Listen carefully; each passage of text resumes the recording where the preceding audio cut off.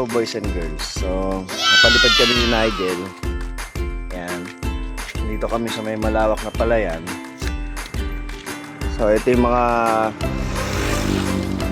iba namin. What's up kay Katsaro Toby? Kay Julio, tsaka kay Julia.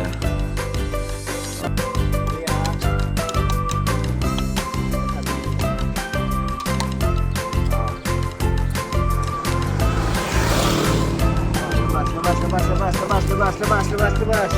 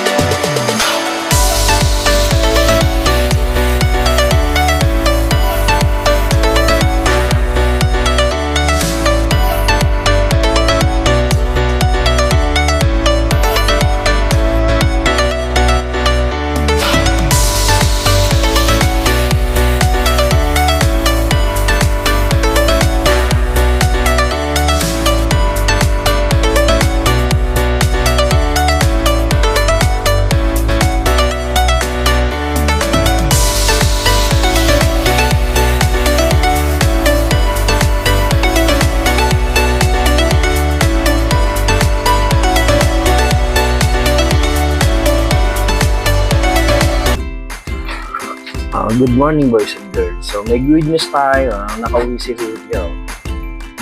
Yan si Julia, nakauwi. Ngayon lang umuwi. Isang buwan na wala yan. Wala mo kung saan natin. Yan, dami ng paaw. Malaman ko saan nagpunta to. Mukhang payat.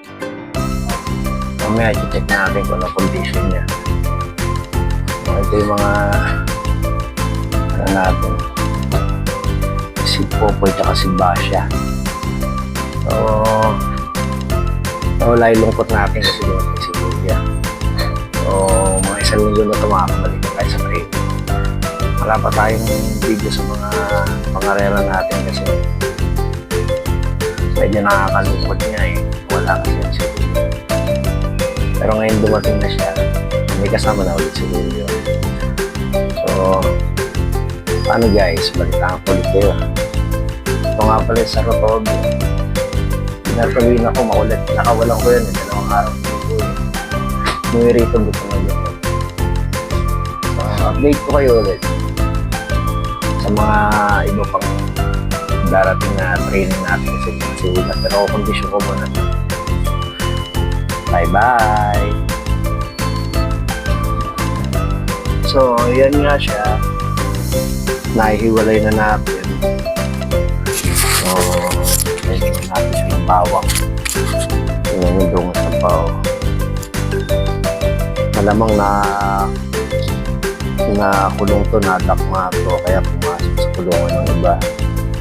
Kumain. Yan si Julia. August 27 nung huli natin siyang binato. Kasama sila ni Sarotobi. So ngayon naka-isolate muna siya kasi hindi pa natin alam yung kondisyon ko siya tumuli ng mga araw na yun. So baka mamaya hindi na siya sipon. Obserbahan muna natin siya. Pinakain ko na siya. Tubig na rin. Ayan, so nilipat ko na si Sarotobi. Ayun na si Sarotobi. Si Sarotobi ay nasa baba. Sarotobi nasa baba. Ito si Popoy sa ilalim. So, yan yung update ng mga ilakay natin. 4 weeks na lang. Turuan na natin sila nga lumipad. Si Julio sa taas. Niwalay ko muna kay Julia. Sabihin siya sa Julia. Ayan. Yung plastic na yan, binababa ko yan pag maulan.